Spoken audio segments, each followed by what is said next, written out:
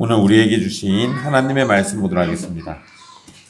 오늘 우리에게 주신 하나님의 말씀은 마태복음 16장 13절로 20절까지 말씀입니다. 마태복음 16장 13절부터 20절까지 말씀입니다.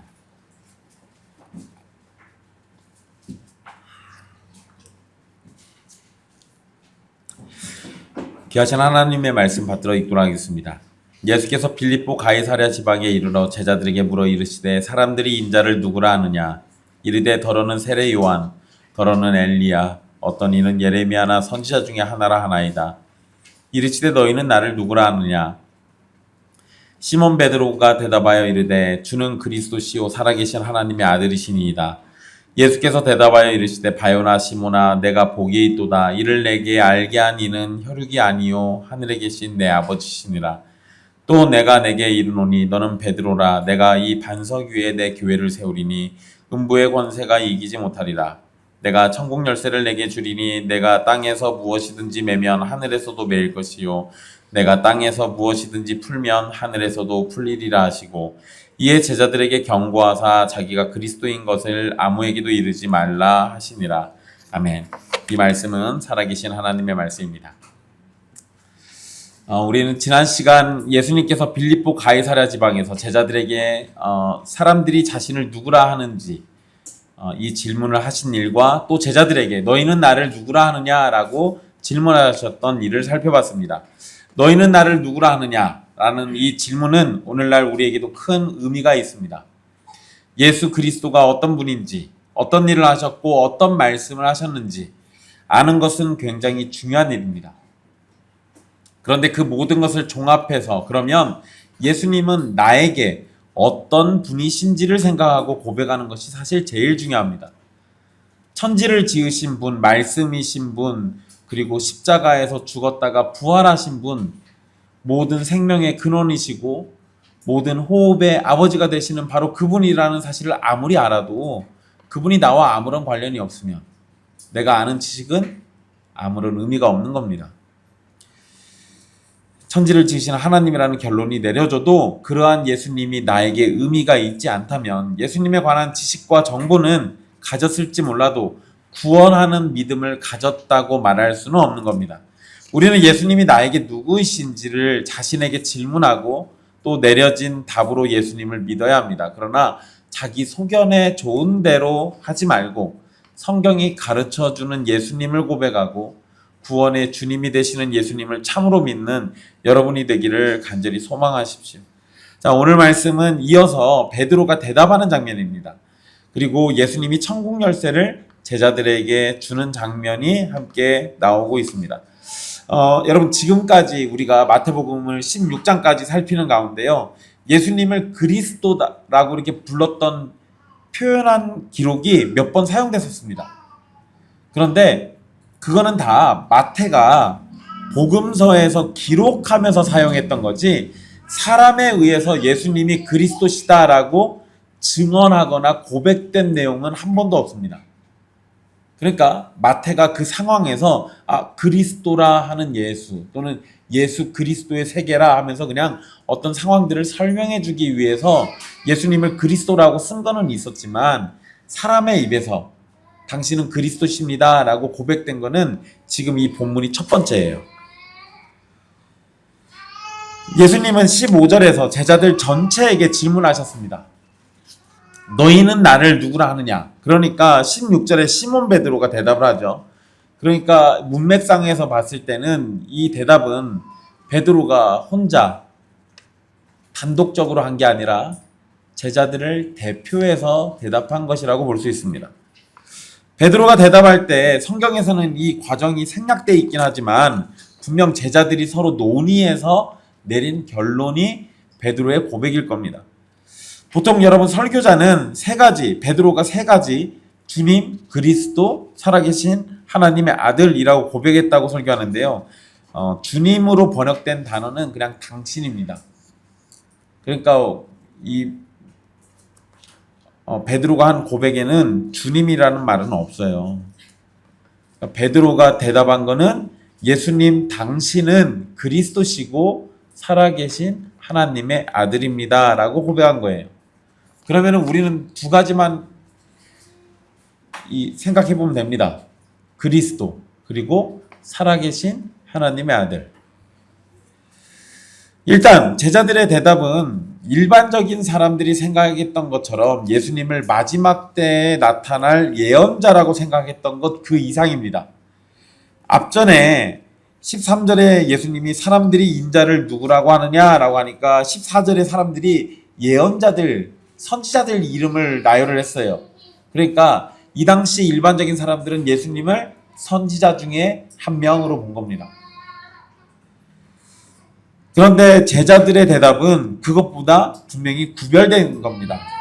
그래서 예수님에 대해서 자신들이 경험하고 생각했던 것에 대해서 이야기를 하고 있는데 다른 사람들에 비해서 훨씬 더 놀라운 고백을 한 걸 보면 제자들이 잘하기는 잘하고 있는 거예요.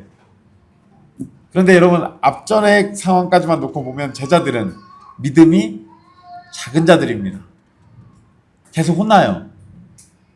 그렇지만 그 작은 자여도 계속 자라나고 있는 것이 정말 중요한 겁니다. 사실 마태가 이 부분에 대해서는 자세히 설명을 하지 않지만 제자들의 믿음이 자라나고 있는 과정은 다 기록하고 있거든요. 이게 뭐를 의미하냐면 마태복음에서 우리에게 가르쳐주는 제자의 모습, 제자의 길이라는 것이 일순간에 갑자기 한 방에 확 자라는 게 아니라 작은 믿음처럼 보이지만 조금씩 진일보하는 것을 얘기하는 겁니다. 한 걸음씩 한 걸음씩 자라나는 걸 이야기해요. 제리 브리치스라는 그 목사가 쓴 책이 있어요. 책은 찾아보시려면 보셔도 됩니다.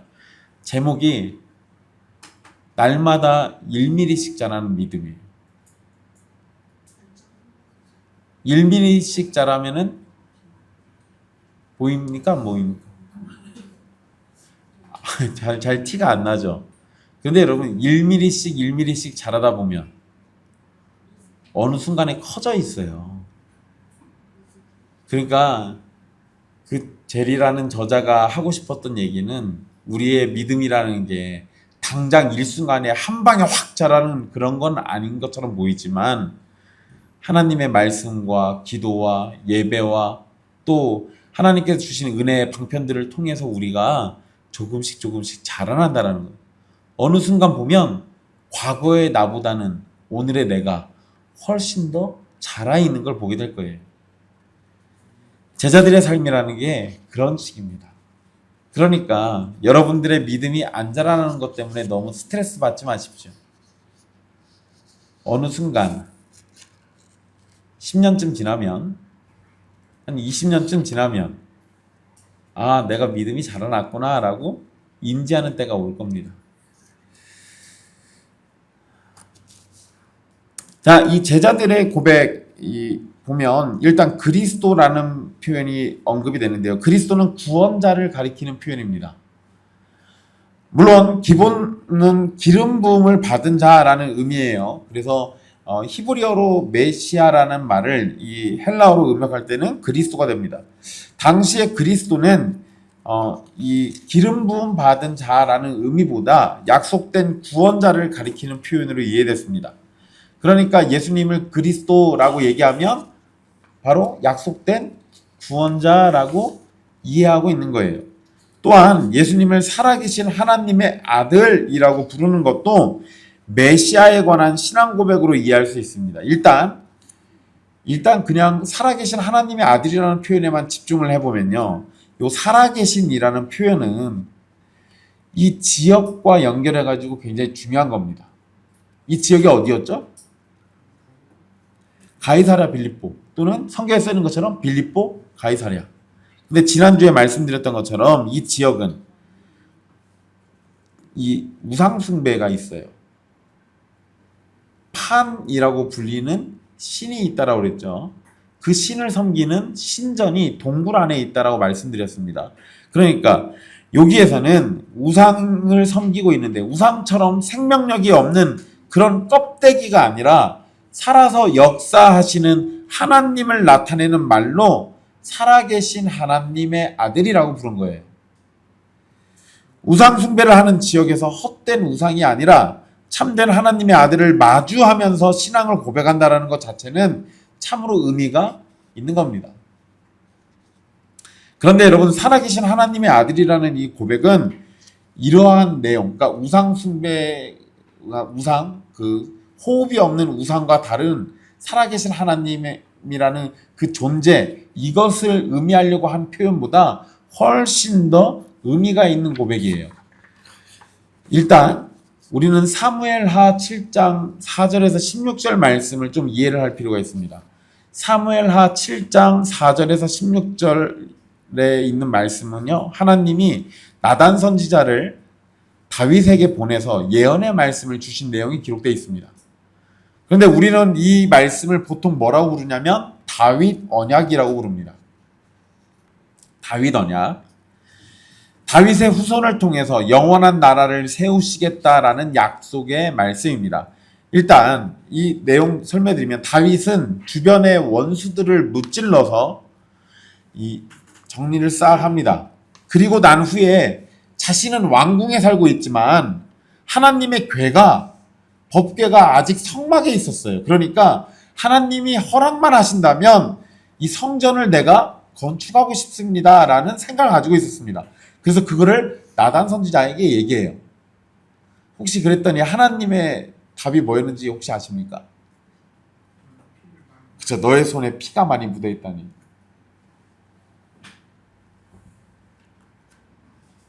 근데 여러분, 그게 사람 많이 죽여가지고 성전 건축 못했다라는 의미는 아니에요.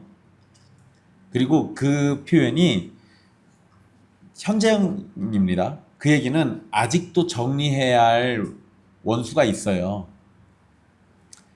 이거는 나중에 다시 또 이야기해 드리겠지만, 성전 건축은 솔로몬 때 이루어집니다. 그런데 솔로몬 때 이루어졌던 배경은 다윗 때문에 그런 거예요. 다윗이 주변에 있는 적국들을 싹 다 정리해서 태평성대가 되니까 성전을 건축한 거예요. 그러니까 손에 피가 있다라는 얘기는 아직 내가 해결해야 할 원수들이 있다. 그러니까 그거 다 해결하기 전까지는 성전 건축하지 마라, 이 얘기예요. 그거를 사람들이 문자 그대로 얘가 피를 많이 흘려서 손에 피가 묻어 있으니까, 그러니까 거룩한 성전을 지으면 안 되는구나 라고 이해하는데, 그런 의미는 아닙니다. 어쨌든 그래도 다윗은 자기가 성전을 건축하고 싶은 열망이 있어서 그걸 나단 선지자에게 얘기합니다. 그러자 여호와께서 나단 선지자에게 말씀을 주시면서 하신 말씀이 사무엘하 7장 4절로부터 16절의 말씀입니다. 기본적인 개념은 이겁니다. 일단 성전은 다윗이 아니라 다윗의 후손이 지을 거예요. 그리고 다윗의 왕조는 영원히 견고하게 될 것이다라는 약속입니다. 그러니까 하나님이 다윗을 예쁘게 본 거예요. 나의 집을 짓겠다라고 저렇게 마음을 품고 있구나. 그래, 그래. 근데 너는 안 돼. 너의 아들이 할 거야. 대신에 너의 왕위가 계속될 거야 라고 약속을 하신 거예요. 그런데 여러분, 다윗의 왕위가 계속됩니까? 안 됩니까? 안 돼요. 나라가 멸망하니까. 남유다가 멸망해버리기 때문에 왕조가 끝나버립니다. 그러니까 이렇게 놓고 보면 이 말씀은 성취되지 않은 꼴이 돼버려요. 그런데 다윗에게 하신 그 약속은 다윗의 후손, 정말로 그 중에서 왕위가 계속되는 그 개념을 얘기한 게 아니라 오실 메시아를 통해서 이루어지는 하나님의 나라와 왕국을 얘기한 겁니다. 그 개념을 여기다가 적용해서 이해를 하셔야 돼요. 어쨌든 그 말씀 가운데 다윗의 후손을 통해서 하나님이 뭐라고 하시냐면, 그의 아버지가 되고 그는 하나님의 아들이 된다라는 약속을 또 주세요.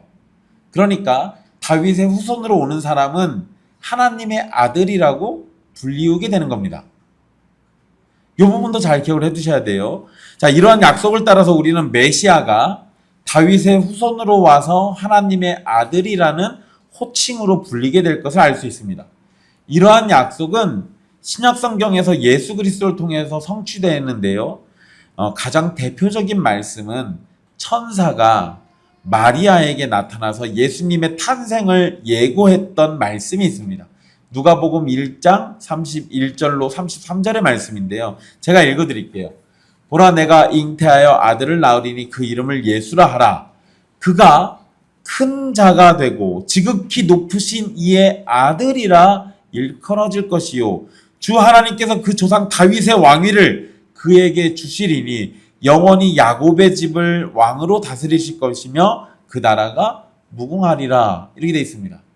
그러니까 마리아에게서 아들이 태어나는데 이름은 예수라고 해야 합니다. 그런데 이 예수는 지극히 높으신 이의 아들, 하나님의 아들이라고 불려질 거고, 또 이 예수는 조상 다윗의 왕위를 물려받아서 영원토록 야곱의 집을 다스리는 그분이라고 얘기한 거예요. 그러면 이 말씀은 정확하게 다윗 언약을 겨냥하고 있는 겁니다. 그러니까 천사가 다윗 언약의 그 말씀을 지금 여기다가 끌어와서 마리아에게 얘기해 준 거예요. 이 말씀이 분명히 다윗 언약과 이어지는 건데 제자들이 대답한 내용도 바로 이 다윗 언약의 표현을 그대로 사용하고 있는 것으로 이해할 수 있습니다. 일단 각각의 의미를 생각해 본다면 그리스도는 다윗의 후손으로 왕권을 이어받았음을 의미하고요. 하나님의 아들은 신적인 정체성을 의미합니다. 제자들이 베드로를 통해서 한 신앙 고백은 다윗 언약을 따라서 예수님이 그리스도이시자 하나님의 아들로서 다윗에게 하신 약속의 성취라고 고백하는 겁니다. 여기서 좀 흥미로운 게 하나 있는데요. 여러분 13절에 예수님이 질문할 때 처음에 뭐라고 그러셨죠? 사람들이 인자를 누구라 하느냐라고 얘기하셨어요. 그런데 제자들의 답은 당신은 하나님의 아들입니다 라고 얘기해요. 인자는 사람의 아들이잖아요. 그러니까 사람의 아들인 나를 사람들이 누구라고 하느냐 그러니까 당신은 하나님의 아들입니다. 고백이 참 재밌죠. 결국 여러분 이런 표현을 통해서 우리가 조직신학적으로는 예수님이 참 사람이시자 참 하나님이라는 진술이 또 나오게 돼요. 어쨌든 그거는 좀 더 다른 얘기니까요. 17절부터 나오는 마태복음의 기록은요. 다른 복음서에는 없는 기록입니다. 그리고 21절로 건너뛰면 21절 이후의 기록을 보면 베드로가 예수님에게 크게 꾸짖음을 받습니다. 그런데 이 기록 이전에 베드로가 예수님께 칭찬을 듣고 복이 있음을 선언받는 내용이 이 마태복음에만 기록되어 있습니다. 17절에 보시면 바요나 시모나라고 이렇게 부르세요. 이 베드로를 뭐라고 불렀다고요? 바요나 시몬. 여러분 혹시 복음성가 기억나시는 거 있어요? 요한의 아들 시모나. 잠깐 거기는 누구라고요? 요한의 아들. 잠깐만 거긴 요한의 아들인데 여기 성경 틀렸는데? 바요나. 여러분 바요나라는 말이 요나의 아들을 바요나라고 불러요. 그러면 여기서는 요나의 아들이라고 한 거예요. 근데 그거를 요한복음에서는 요한의 아들이라고 부른 겁니다. 그러니까 요나가 요한이고 요한이 요나예요. 헷갈려 하지 마십시오. 그럼 베드로의 아버지 이름이 뭐라는 거예요? 요나 또는 요한이에요. 어쨌든 베드로의 이름 아버지는 요한. 그런데 베드로는 원래는 시몬. 하지만 지금 우리에게는 베드로. 자, 이때 예수님은 베드로가 한 고백에 대해서 먼저 표현을 하시는데요. 베드로가 한 고백을 단순한 고백이 아니라 신적 은혜로 주어진 그러한 고백으로 바꿔주십니다. 제자들이 머리를 맞대가지고 생각해낸 고백이긴 한데 예수님은 그것이 단순히 사람의 머리로 생각하는 것이 아니라 이러한 통찰력을 주신 것은 하늘에 계신 내 아버지가 주신 것이다 라고 말씀합니다. 그래서 17절 표현에 보면 혈육이 아니요 하늘에 계신 내 아버지다 라고 할 때 혈육이 아니라는 말씀은 기본적으로요. 제자들이 서로 머리를 맞대고 한 거잖아요. 그러니까 너희들끼리 해서 나온 결론이 아니다 이 얘기예요. 이거를 조금 더 좀 더 확장해서 얘기하면 혈육이 아니라는 말씀은 부모를 통해서 양육받아 가지고 아는 것도 아니고 목사와 같은 성경 교사를 통해서 깨닫는 것도 아니라는 겁니다. 물론 여러분 부모나 목사를 통해서 성경의 진리를 전달받을 수는 있지만 그것을 깨닫고 고백하는 것은 하나님의 은혜로만 가능한 일입니다. 목사를 통해서 중생할 수 없듯이 참된 신앙 고백은 오로지 하나님의 은혜로만 가능한 겁니다. 그러니까 여러분, 만약에 제가 안 가르쳐주면 여러분 알 수 있어요, 없어요? 그러니까 여러분, 저를 통해서 깨달아지는 거예요, 안 깨달아지는 거예요? 봐봐요, 이제 이렇게 얘기하면 여러분 슬슬 함정에 걸려드는 거예요. 목사는 전달하는 도구인 거지 깨달아지도록 여러분들에게 지각과 각성과 은혜를 주는 존재는 아니에요. 그거는 목사가 무슨 짓을 해도 할 수 없는 겁니다. 그거는 하나님만 하실 수 있는 거예요. 여러분, 목사님들끼리 스터디를 할 때요, 간혹 가다가 우리들끼리 막 얘기하다가 진짜 누군가의 입에서 번뜩이는 아이디어가 튀어나올 때가 있습니다. 그러면 서로 존경의 눈빛으로 봐요. 쟤는 어떻게 저런 거 알았지? 우리끼리 서로 그럴 수 있죠. 그런데 여러분, 궁극적으로는 누군가가 정말 기가 막힌 진리의 말씀을 깨달아서 그거를 우리에게 알려줘도 그게 그 사람이 노력한 것도 있겠지만 궁극적으로 그게 깨닫도록 해주시는 분은 하나님이에요. 하나님. 그러니까 우리가 누군가에게 깨달음을 받고 도움을 받고 배움을 얻는 거에 있어서는 우리가 감사할 줄 아는 것이 맞지만 궁극적으로는 그 존재를 사용해서 쓰신 하나님께 모든 영광이 돌아가야 하는 겁니다. 그거를 만약에 중간에 있는 목사에게 영광을 돌려버리면 우상 숭배가 되는 거예요. 그러니까 그런 부분은 우리가 항상 주의하셔야 합니다. 자, 예수님은 이 시몬의 이름을 베드로라고 이제 바꿔주시게 되는데요. 여러분, 우리가 성경을 통전적으로 읽을 필요가 있습니다. 그게 뭔 소리냐면 예수님은 사실 이 시몬의 이름이 바뀔 거다라고 예언하신 적이 있습니다.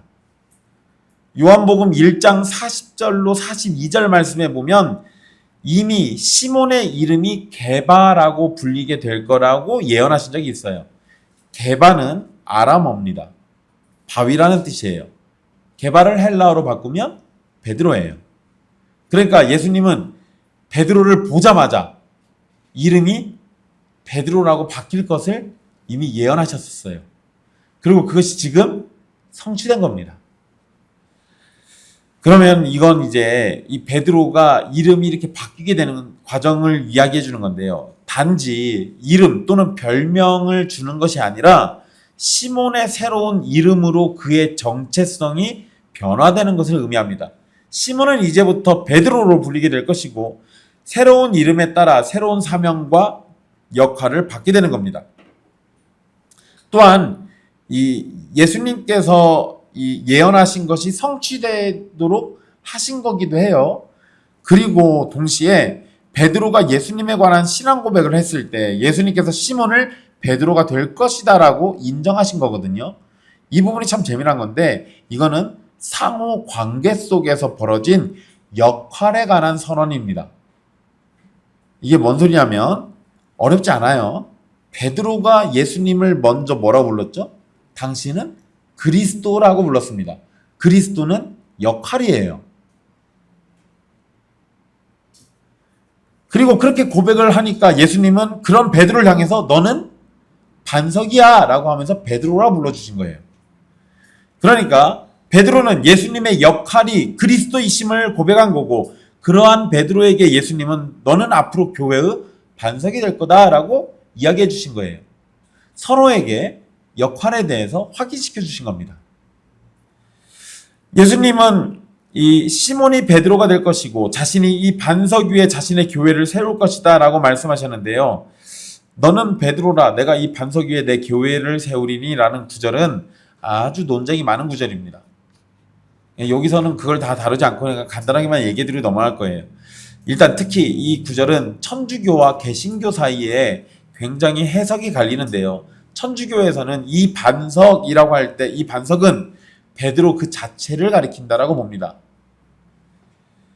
그리고 그것을 통해서 사도적 계승과 교황권이 바로 여기서부터 출발한 걸로 봐요. 그런데 우리 개신교는 반석은 그리스도이거나 또는 베드로의 신앙 고백이라고 이해합니다. 베드로라는 말이 바위라는 의미이긴 한데요. 반석이라는 여기서 예수님이 베드로라고 얘기해놓고 그 뒤에 내가 이 반석 위에라고 얘기할 때 반석이 또 있잖아요. 헬라어 단어가 비슷한 단어긴 한데 약간 달라요. 반석이라고 할 때는 이게 돌이 많고 바위가 많은 산맥을 의미합니다. 굉장히 큰 바위산을 얘기해요. 물론 두 가지는 서로 혼용해서 쓸 수 있습니다. 이와 관련해서 최근 학자들은 반석은 베드로가 맞다라고 봅니다. 그러면 누가 맞은 거예요? 천주교가 맞은 거예요. 아니 목사님 갑자기 왜 천주교 편 드십니까? 끝까지 잘 들어보세요. 학자들이 천주교 편을 든 건 아니고요. 베드로가 맞다라고는 얘기하는데 단순히 베드로라는 사람을 가리킨 게 아니라 예수를 그리스도이자 살아계신 하나님의 아들이라고 고백한 베드로라고 보아요. 그러니까 문맥 안에서 이해한 겁니다. 즉 신앙 고백 안에서 베드로로 이해하는 거예요. 신앙 고백 바깥에 있는 그 베드로가 아니라 이 신앙 고백이라는 틀 안에서의 베드로. 이러한 해석은 결국 개신교, 특히 우리 장로교회에서 반석을 베드로의 신앙 고백이다라고 해석한 것과 연결되는 겁니다. 물론 베드로 개인의 신앙 고백이 아니에요. 이거는 제자들의 신앙 고백입니다. 거기다가 이 신앙 고백이 나오게 된 배경이 뭐였죠? 제자들이 머리를 맞대서 함께 논의해서 나온 결과인 거예요. 그러니까 장로교회는 장로교회의 이 원형, 당회와 노회의 근원을 여기에다 둡니다. 장로교회는 모든 일에 있어서 회의해야 돼요. 노회와 당회가 회의를 통해 가지고 거치는 거예요. 목사 혼자 개인적으로 하면 안 돼요. 우리 교회는 당회가 없죠. 그래서 저 혼자 1인 당회입니다. 지금은 제 마음대로 하는 거예요. 억울하시면 빨리 장로님 뽑으시든가 아니면 계속 제가 독재할 겁니다. 근데 장로교회라고 한다면 혼자서 독재하듯이 다 할 수가 없는 거예요. 언제나 중요한 일은 회의를 통해 가지고.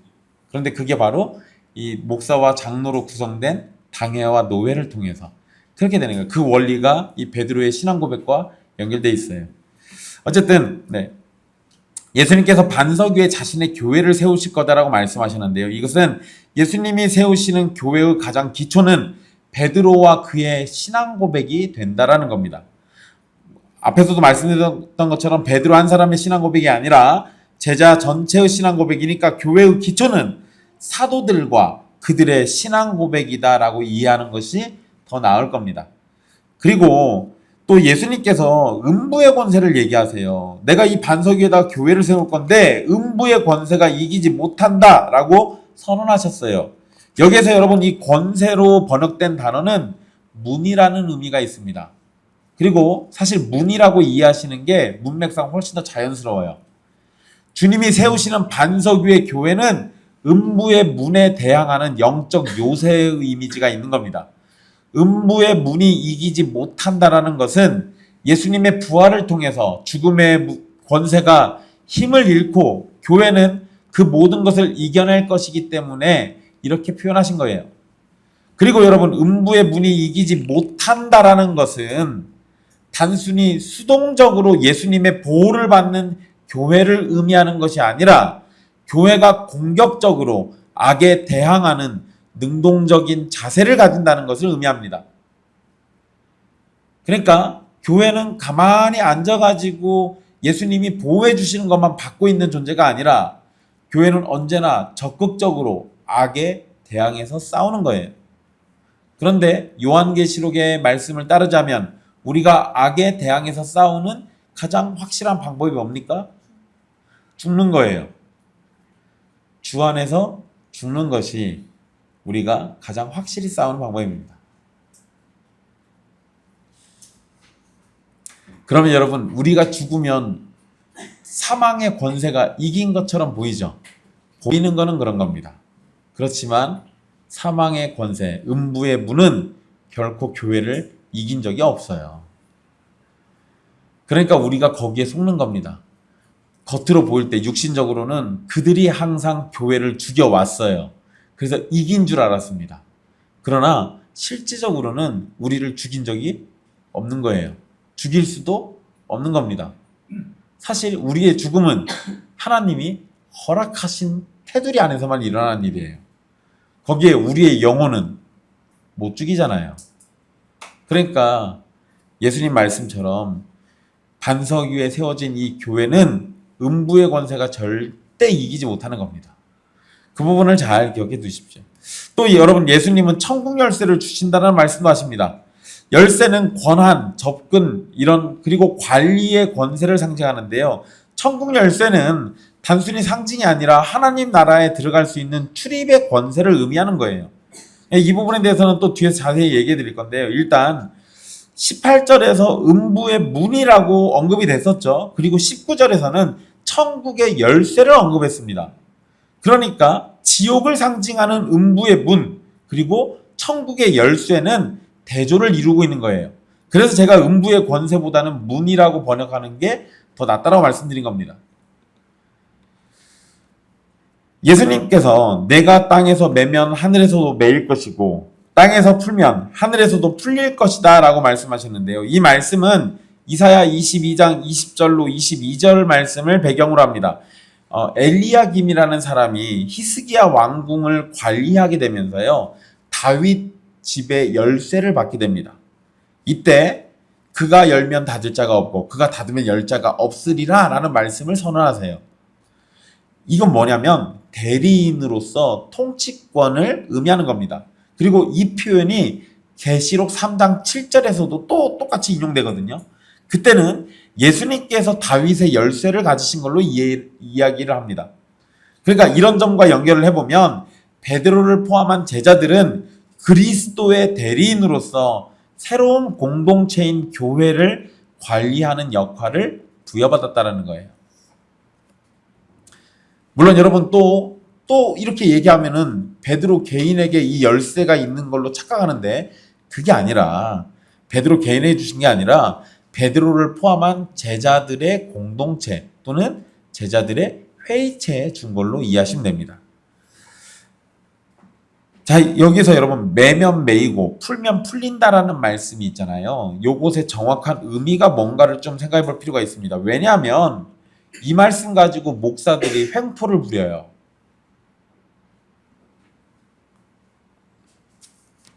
안 당해보신 분들은 잘 모를 수 있습니다. 쉽게 얘기하면 이런 거예요. 내가 매면 니네 천국 못 가. 내가 풀어줘야 천국 가. 이런 식이죠. 근데 여러분, 이건 그런 의미가 아니라, 일단 여기에 두 가지 해석할 수 있는 가능성이 두 가지가 일단 있는데요. 일단 그것부터 이야기를 해드릴게요. 먼저는요, 매면 매이고 풀면 풀린다라는 것이 하늘에서 이미 결정된 것을 교회가 땅에서 시행한다라고 의미하는 것이 하나가 있고요. 또 하나는 땅에서 결정이 일어나면 하늘에서 확정된다라는 의미가 있습니다. 그런데 만약에 하늘에서 결정된 것을 교회가 시행하는 것으로만 받아들여 버리면 교회의 역할과 사역이 수동적이에요. 소극적으로 바뀝니다. 그냥 하나님이 결정한 대로 우리는 그냥 따라가야만 하는 존재처럼 비춰져요. 물론 그게 사실 잘못된 건 아닙니다. 그런데 그러면 우리가 어떤 일을 할 때 무조건 하나님의 뜻이 다 주어져야만 하는 거잖아요. 계시를 매 순간순간 받아야 돼요, 이러면. 그래서 만약에 누군가를 목사 세우려고 할 때도 하나님이 계시를 주시지 않으면 못하는 거예요. 누군가를 징계하려고 해도 하나님이 계시를 주지 않으면 못하는 겁니다. 그런데 못하겠습니까? 목사들이? 하죠, 이제. 자기 생각을 하나님의 계시라고 거짓말해서 할 겁니다. 그러니까 이렇게 해석했을 때는 위험성이 있어요. 또 반대로 이 땅에서 결정된 것을 하늘에서 확정한다는 것은요, 하나님의 주권을 약화시켜 버립니다. 마치 교회가 막강한 권력을 가지고 있는 것처럼 비춰진단 말이에요. 그래서 두 가지 개념을 모두 섞어가지고 포함해서 이해하는 것이 가장 적합합니다. 즉 하나님의 뜻이 교회를 통해서 실현되는 것이고, 교회는 하나님의 인도 아래에서 그 뜻을 발견하고 선포하는 거예요. 자, 그러면 여러분 무엇을 메고 무엇을 푸는 것인가? 요것이 중요한데요. 베드로를 포함해서 제자들에게 메고 푸는 권세가 주어진 것은요. 여러분 여기에 이건 우리 한글 성경에는 잘 안 나타나 있긴 한데요. 목적어가 남성이나 여성형이 아니라 중성으로 되어 있습니다. 그러니까 매면 매고 풀면 풀린다는 게 남자나 여자, 그러니까 사람이 아닌 거예요. 어떤 중성적인 걸 의미해요. 이러면 목사가 성도의 구원을 결정할 수 있는 것은 아니라는 겁니다. 그러면 여기서 매는 것과 푸는 것은 도대체 뭐냐? 기본적으로 매는 것은 금지와 배제 그리고 정죄의 의미가 있는 거고요. 푸는 것은 해방과 용서 그리고 허용과 수용이라는 의미가 있습니다. 이러한 의미와 교회라는 공동체를 이어가지고 생각을 해보면 천국의 열쇠와 메고 푸는 권세는 복음의 진리를 선포하고 하나님의 뜻에 따라 공동체를 인도하고 교회의 권징과 회복을 수행하는 그러한 권세를 의미하는 겁니다. 기니까 한 번 더 얘기해 드릴게요. 메고 푸는 것은 천국의 열쇠와 메고 푸는 권세는 복음의 진리를 선포하는 것, 그리고 복음의 진리를 선포하는 것, 그리고 하나님의 뜻에 따라서 공동체를 인도하는 것, 그리고 교회의 권징과 회복을 수행하는 권세를 의미합니다. 그래서 이러한 메고 푸는 권세를 따라 교회에서 목사와 장로는 복음의 진리를 선포하는 일에 열심을 내야 하는 거고요. 하나님의 뜻에 따라서 공동체를 인도하는 겁니다. 메고 푸는 권세가 있으니까. 그래서 메고 푸는 권세가 있기 때문에 교회 공동체가 목사와 장로에게 순종하고 복종하는 개념을 갖는 거예요. 대신에 그 사람들의 뜻대로가 아니라 하나님의 뜻 안에서만, 그리고 권징을 하는 것도 메고 푸는 권세가 있으니까 하는 겁니다. 그런데 이것도 자기 맘 내키는 대로 막 하는 게 아니라 하나님의 뜻 안에서 권징하는 거고, 권징의 궁극적인 목표는 뭡니까? 회복입니다. 그래서 메고 푸는 권세를 동시에 주는 거예요. 자, 20절에서 예수님은 제자들에게 경고하시면서 자신이 그리스도인 것을 다른 사람들에게 말씀하지 말라고 말씀하십니다. 사람들은 예수님을 선지자 정도로만 생각하고 있는데 제자들은 예수님이 그리스도라고 알고 있어요. 그런데 이거를 지금 얘기해버리면 정말 좋을 것 같은데 예수님은 얘기하지 말라고 합니다.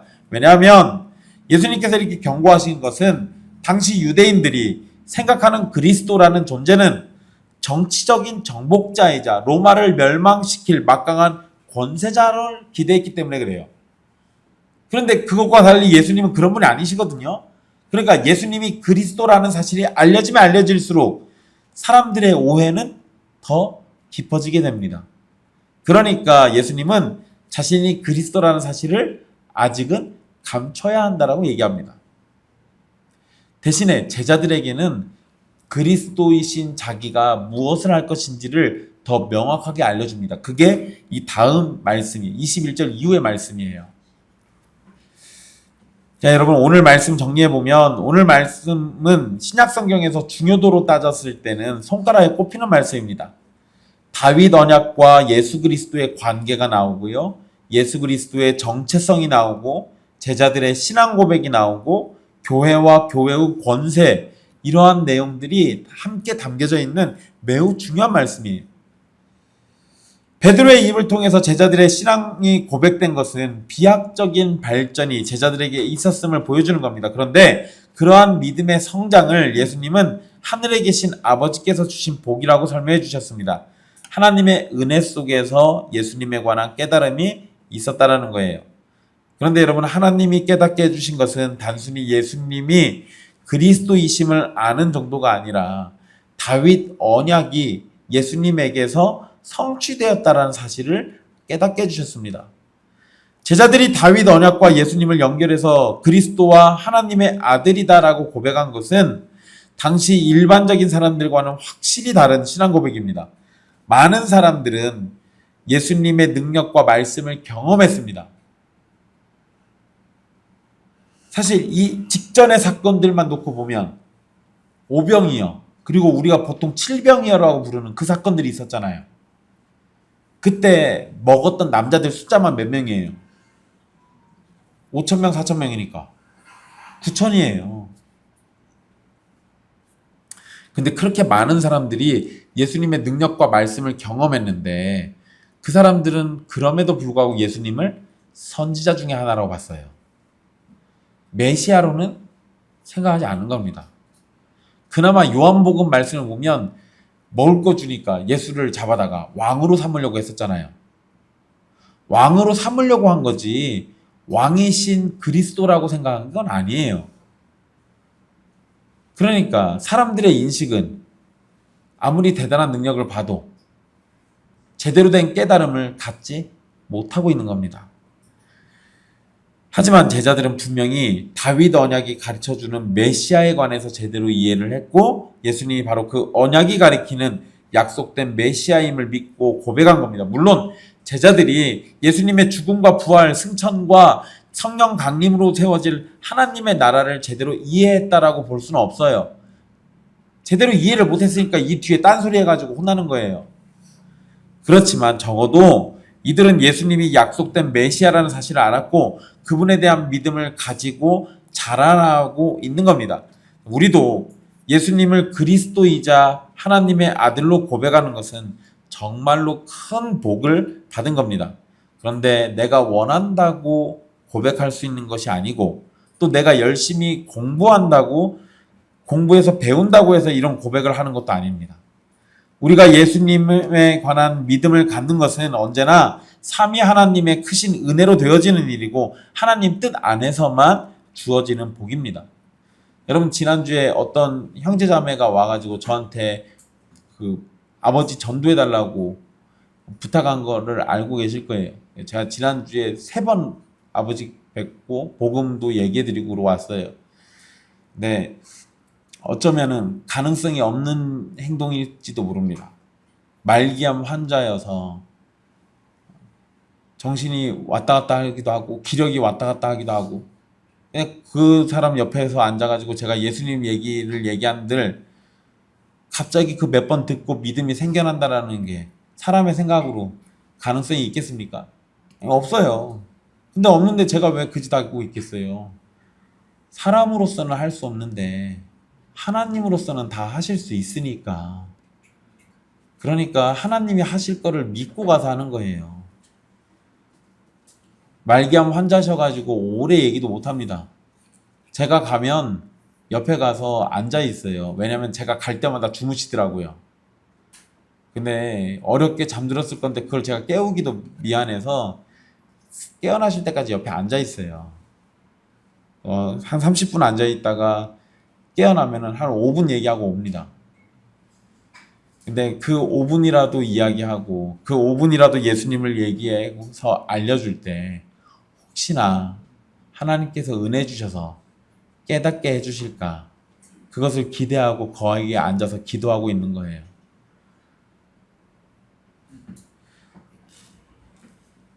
여러분들도 가족들에게 복음 전하실 때 내가 이런 얘기 한다고 해서 듣기는 할까?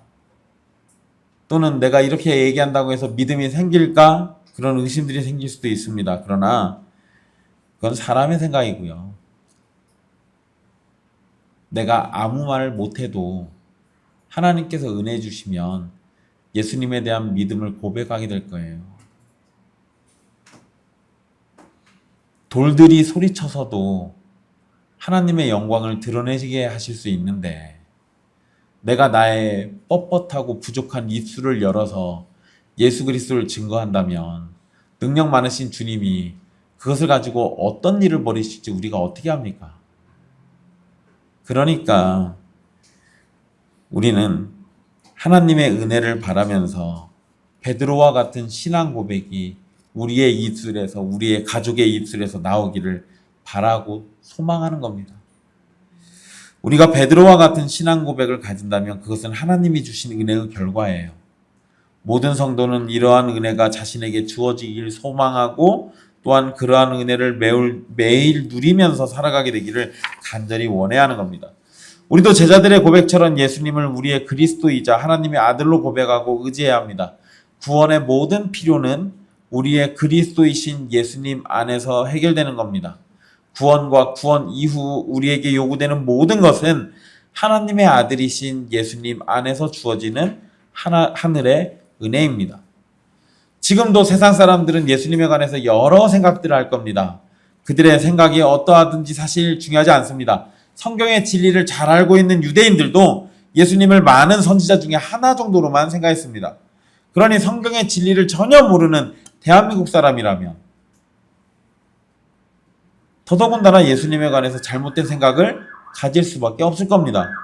근데 중요한 것은요, 지금 우리 주변의 사람들이 예수님을 어떻게 생각하느냐, 방송이 예수님을 어떻게 생각하느냐, 또는 세상 전체가 예수님을 어떻게 생각하느냐, 아니 그건 중요한 게 아니라 나는 예수님이 누구라고 생각하느냐가 중요한 거예요.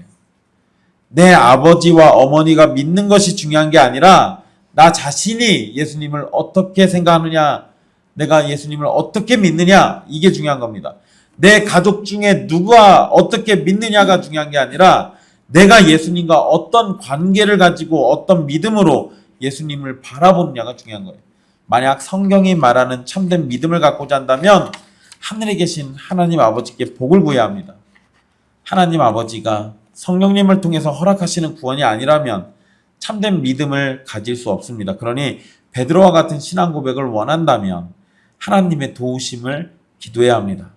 참된 믿음으로 구원에 이르기를 원한다면 성경에 귀를 기울이고 하나님께서 은혜 베풀어 주시기를 기도해야 하는 거예요. 네, 여러분, 오늘날 교회를 침묵하는 곳이나 종교적인 위안을 얻는 정도로 이해하는 사람들이 있습니다. 하지만 교회는 예수 그리스도를 믿는 자들이 참된 신앙을 고백하면서 함께하는 곳이고 그리스도이자 살아계신 하나님의 아들을 예배하는 자들의 모임이에요. 이게 교회입니다. 침묵질 하려고 모이는 건 아니에요. 내가 그냥 마음의 위로나 평안 좀 얻어보려고 오는 것이 교회가 아니에요. 그런 것들은 부수적으로 따라오는 거고요. 정말 중요한 건 신앙 고백으로 하나 된 자들이 그 신앙 고백을 따라 자신의 믿는 삼위 하나님을 예배하는 곳이에요. 교회는 언제나 올바른 신앙을 고백하는 곳이어야 하고 성도들의 신앙을 점검하고 배우고 익히면서 성경의 가르침에 충실한 고백과 삶이 나오도록 해야 합니다. 이러한 일을 위해서 교회에게 권세를 주셨음도 기억하십시오.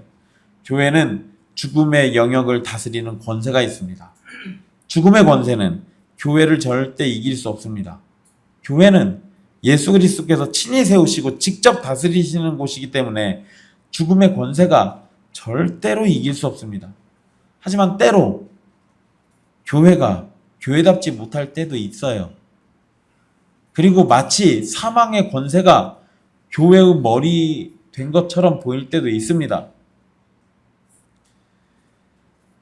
그러나 그거는 잠시 잠깐 나타나는 그러한 현상들일 뿐인 것이지 교회의 머리 되시는 예수님께서 교회를 언제나 주님의 뜻으로 인도해 주시고 하나님의 나라로 세워가실 겁니다.